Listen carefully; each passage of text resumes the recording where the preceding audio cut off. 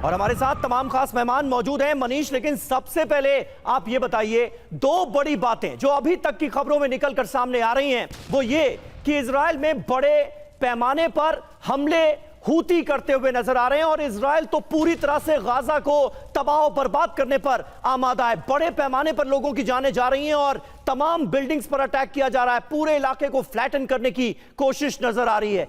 क्या इरादे हैं इजराइल और साथ ही साथ गाजा में जो कुछ हो रहा है उसको लेकर अमेरिका के रुख को कैसे देखते हैं आप? देखिए, 7 अक्टूबर 2023 जब हमास ने इजराइल पर एक भीषण आतंकी हमला किया, तब से लगभग 2 साल होने को है।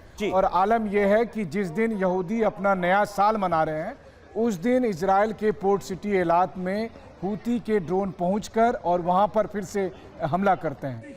अब हूती के ड्रोन 1500 किलोमीटर दूर, 2000 किलोमीटर दूर पहुंच जा रहे हैं और उसके बाद हमला करने में कामयाब है।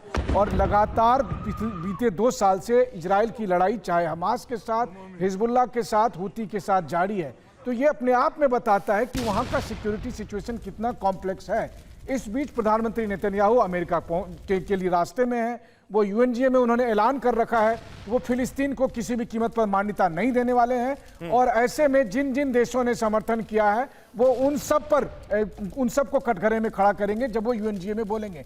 तो कुल मिलाकर बात साफ तौर पर है कि यहूदी नए साल में भी कहीं से शांति की कोई उम्मीद नहीं है, बल्कि जैसा कि प्रधानमंत्री नेतन्याहू ने कहा है कि अमेरिका से लौटने के बाद हिसाब लिया जाएगा, तो जंग और ज्यादा बढ़ने वाली है। बिल्कुल, तो जंग और फिर ध्वंसक होने वाली है। और हम देख रहे हैं हूती विद्रोहियों ने भी हमला किया, उधर इजराइल और बड़े हमलों को अंजाम दे रहा है। खबर है ईरान को लेकर भी, आप देखिए खबर क्या है ईरान को लेकर। फ्रांस के राष्ट्रपति मैक्रो ने दे दिया है बहुत बड़ा बयान।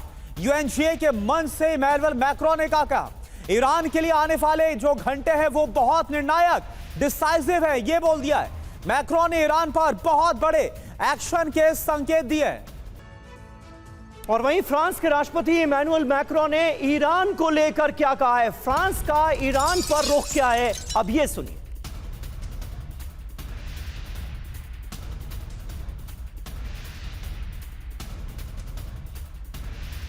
और ये जो तस्वीरें आपको दिखा रहे हैं ये आप देख सकते हैं, न्यूयॉर्क में मैक्रो ईरान के राष्ट्रपति मिले हैं। दोनों नेताओं की मुलाकात हुई है। मैक्रो ने पेजेश्कियान से कहा ईरान परमाणु जिम्मेदारी निभाए।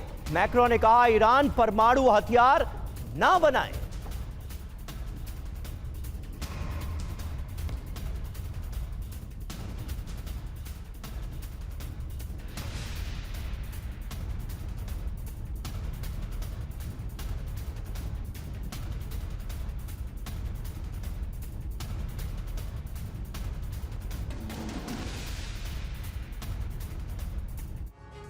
तो ईरान को आखिरी मैसेज, आखिरी संदेश, एक तरह से वार्निंग दे दी गई है खामनेई को।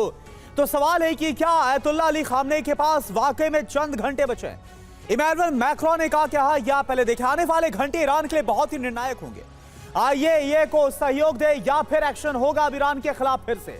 परमाणु हथियार हासिल नहीं करने देंगे हम, परमाणु जिम्मेदारी का पालन करना ही होगा। एक्शन रोकने के लिए शर्त भी रखी गई है। ईरान में आईएईए निरीक्षकों की पूरी तरह से पहुंच होनी चाहिए, पारदर्शिता और तुरंत बातचीत शुरू करे ईरान, यह कहा गया। अगर शर्त नहीं मानी तो आगे क्या होगा, यह सवाल है। स्नैप बैक मैकेनिज्म लागू हो सकता है। जर्मनी और ब्रिटेन भी फ्रांस के साथ यहां पर आ सकते हैं। और आपको याद होगा कुछ वक्त पहले जब इजराइल और ईरान के बीच युद्ध हुआ था, तब उस वक्त इजराइल और फिर अमेरिका की तरफ से हवाई हमला किया गया था। लेकिन अब जो एक्शन है वो फ्रांस भी बोल रहा है कि लिया जा सकता है ईरान के खिलाफ।